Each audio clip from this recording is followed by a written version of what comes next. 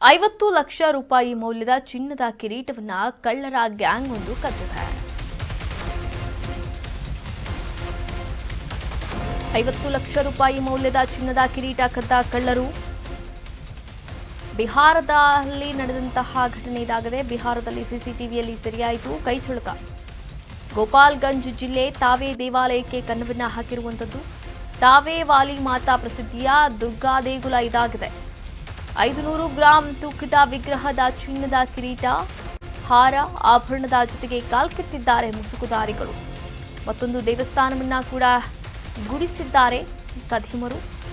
2 ಹಿಂದೂ ದೇವಾಲಯಗಳಿಂದ ಆಭರಣವನ್ನ ಲೂಟಿ ಮಾಡಿದೆ ಈ ಗ್ಯಾಂಗ್. ಕಿರೀಟ ಸೇರಿದಂತೆ 50 ಲಕ್ಷ ರೂಪಾಯಿ ಮೌಲ್ಯದ ಚಿನ್ನ ಅಬೇಸ್ ಆಗಿರುವಂಥದ್ದು. 50 ಲಕ್ಷ ರೂಪಾಯಿ ಮೌಲ್ಯದ ಚಿನ್ನದ ಕಿರೀಟವನ್ನ ಕಳ್ಳರು ಕದ್ದಿರುವಂತಹ ಘಟನೆ ಬಿಹಾರದಲ್ಲಿ ನಡೆದಿರುವಂಥದ್ದು. ಬಿಹಾರದ ಗೋಪಾಲ್ಗಂಜ್ ಜಿಲ್ಲೆಯ ತಾವೇ ದೇವಾಲಯದಲ್ಲಿ ನಡೆದಿರುವಂಥದ್ದು. ನೀವು ಕೂಡ ದೃಶ್ಯಾವಳಿಗಳಲ್ಲಿ ಗಮನಿಸ್ತಾ ಇದ್ದೀರಾ. 500 ಗ್ರಾಂ ಅಂದರೆ ಅರ್ಧ ಕೆಜಿ ತೂಕದ ವಿಗ್ರಹದ ಚಿನ್ನದ ಕಿರೀಟ, ಹಾರ ಸೇರಿದಂತೆ ಆಭರಣಗಳು ಕೂಡ ಖಾಲಿ ಮಾಡ್ಕೊಂಡು ಹೋಗಿರುವಂಥದ್ದು ಈ ಕಳ್ಳರ ಗ್ಯಾಂಗ್.